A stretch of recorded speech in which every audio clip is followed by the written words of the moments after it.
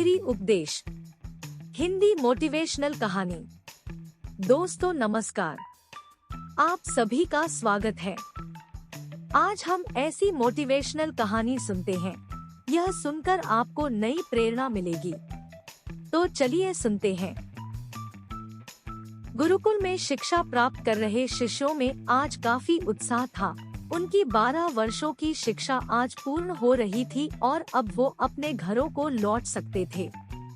गुरु जी भी अपने शिष्यों की शिक्षा दीक्षा से प्रसन्न थे और गुरुकुल की परंपरा के अनुसार शिष्यों को आखिरी उपदेश देने की तैयारी कर रहे थे।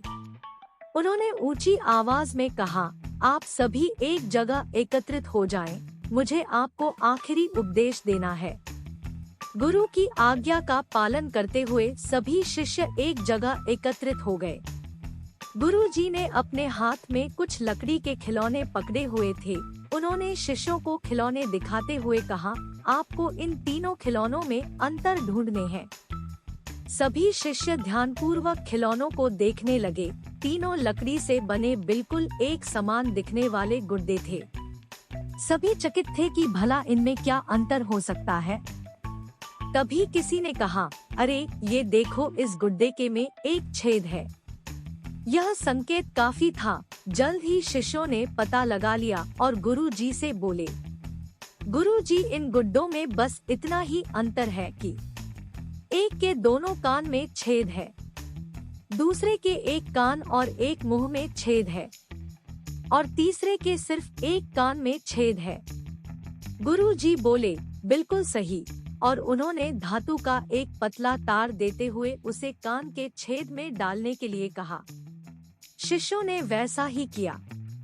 तार पहले गुड्डे के एक कान से होता हुआ दूसरे कान से निकल गया, दूसरे गुड्डे के कान से होते हुए मुंह से निकल गया और तीसरे के कान में घुसा पर कहीं से निकल नहीं पाया। तब गुरु जी ने शिष्यों से गुड्डे अपने हाथ में लेते हुए कहा, प्रिय शिष्यों, इन 3 गुड्डों की तरह ही आपके जीवन में 3 तरह के व्यक्ति आएंगे। पहला गुड्डा ऐसे व्यक्तियों को दर्शाता है जो आपकी बात एक कान से सुनकर दूसरे से निकाल देंगे। आप ऐसे लोगों से कभी अपनी समस्या साझा ना करें। दूसरा गुड्डा ऐसे लोगों को दर्शाता है जो आपकी बात सुनते हैं और उसे दूसरों के सामने जाकर बोलते हैं। इनसे बचें और कभी अपनी महत्वपूर्ण बातें इन्हें ना बताएं। और तीसरा गुड्डा ऐसे लोगों का प्रतीक है जिन पर आप भरोसा कर सकते हैं और उनसे किसी भी तरह का विचार विमर्श कर सकते हैं, सलाह ले सकते हैं। यही वो लोग हैं जो आपकी ताकत है और इन्हें आपको कभी नहीं खोना चाहिए।